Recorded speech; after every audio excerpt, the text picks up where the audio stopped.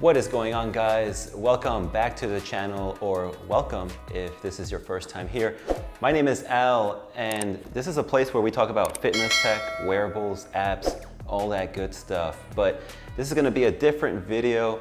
Main reason why is I know I haven't posted in the last 2 weeks here on YouTube, and main reason is because what you see here, this garage gym was being built. So in this video, I'm gonna go over how this garage went from looking like this, and in 7 days, how it transformed into becoming a YouTube studio / garage gym. So let me tell you step by step how this was built in 7 days, starting with step 1, painting the walls. So the finished gym has 2 different colors on the walls. It has this limousine leather matte black, and it also has this eggshell gray. I'll attach the links below if anybody's interested in the colors. On Sunday, when I first started, the garage only had fresh drywall installed. So the first thing that I had to do is remove all the dirt and dust that is known from fresh drywall when it's installed. Now, in order to paint the walls, I didn't have anything, so a trip to Home Depot had to be made. And I needed everything from brushes, rollers, painter's tape, paint, anything you could think of. I definitely miscalculated how long prepping to paint would take. Removing the border around the outlets, putting the painter's tape on, especially if you're painting 2 different colors on the walls, you have to be really careful with this. So this took a lot of time. And after the prepping was done, painting was actually the easier and more enjoyable part. What started on Sunday, on Tuesday, late at night, finally finished anything involving paint. So that took about 2.5 days really. But after that, Wednesday, the main focus was gonna be flooring. So let's get into the gym flooring part. We found on OfferUp a CrossFit gym that was about 20 minutes from where we live. They were moving, so they were needing to get rid of a lot of equipment, including the gym floor. The pieces they had were 4x6, and the garage is a little bit less than 400 square feet. So we ended up only needing 14 pieces. My lovely girlfriend and I really had to push through that day because a 4x6 1-inch mat of thickness, and the mats were in the back of their facility. So taking them from the back all the way to the front to the car was definitely a mission. These are the 4x6 mats. I'm 5'8", 5'9", so you could tell they're really big mats and they fit perfectly, very well here. I did want to show you that some of them did come with some scuff marks from where they put tape. It's just been on there for so long and it really wasn't coming off, but it's not really a big deal. I think only 3 or 4 of the mats actually have tape and it doesn't really bother us. But I did want to mention that if you are looking for more maybe of an affordable route, also check out horse mats. Horse mats are very thick and they can also serve as gym floor if you're dropping weights or anything like that. So that's also a good option. But we got really fortunate where that gym was moving right on the same week. So definitely check out OfferUp, Facebook Marketplace, Craigslist, all those sources. That was on Wednesday. Thursday, we installed these gym floor mats. We had to clean it. And then on Thursday, we got the gym mirrors. If you like these mirrors, there will be a link down below that you can check out. But I was looking for the most affordable route for mirrors that I could use. So you're gonna wanna get a pair of mirrors. Trust me, if you're working out from home or if you're just making a space to work out, A, you probably wanna check your form, and then B, there's just something about mirrors that are really motivating so that you could see whatever it is that you're training.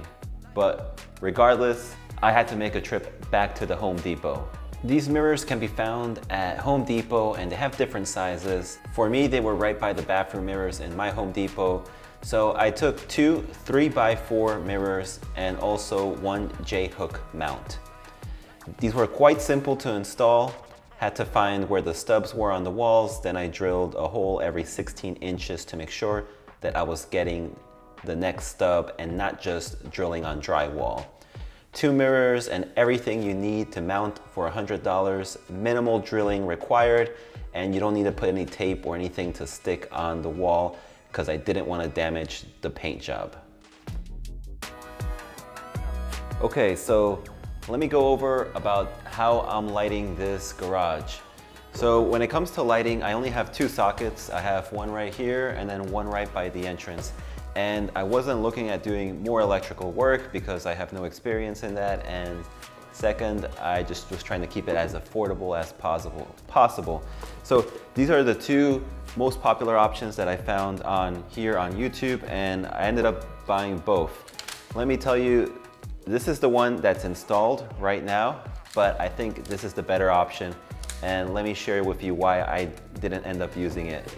So these LED strips, you can get them. I'll attach the links down below, but they come in a pack of 6. They work great, very easy to install, but the downfall for having these in a garage is that when you have all 6 or all 4, you can choose how many you want installed, but I felt like it was a little pointless because when this garage door is open, it's covering about half of them.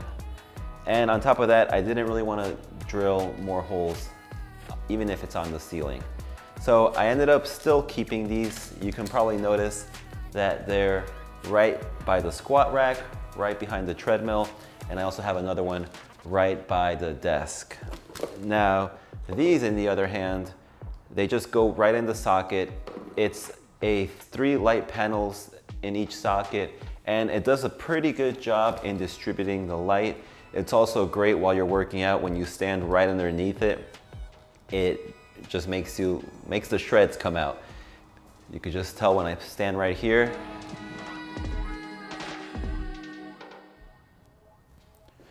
Okay, so let me go over the gym equipment that we have here to finish this video, the little gym tour, and name the prices.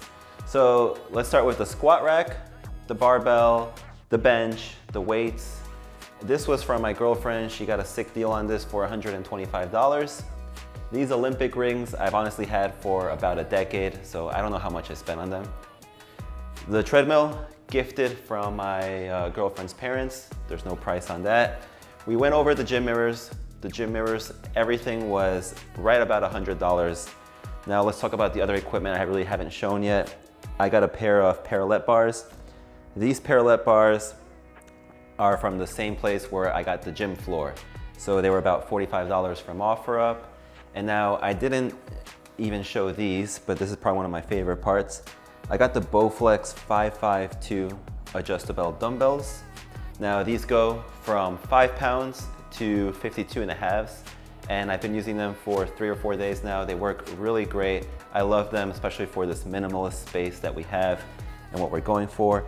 And I also have a 80-pound kettlebell and a 30-pound kettlebell.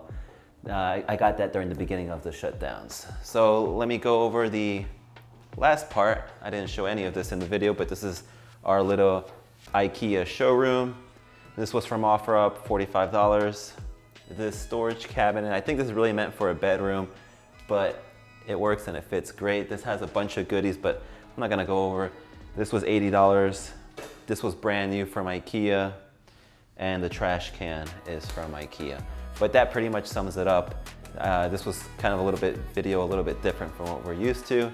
But hopefully you guys found this video of any value. If you liked it, please hit that like button, hit the subscribe button, and then starting next week, every Friday, we'll be going back to our usual routine of talking about fitness tech and wearables. So if you're into that, consider clicking this playlist right over here, and I'll see you guys on the next video.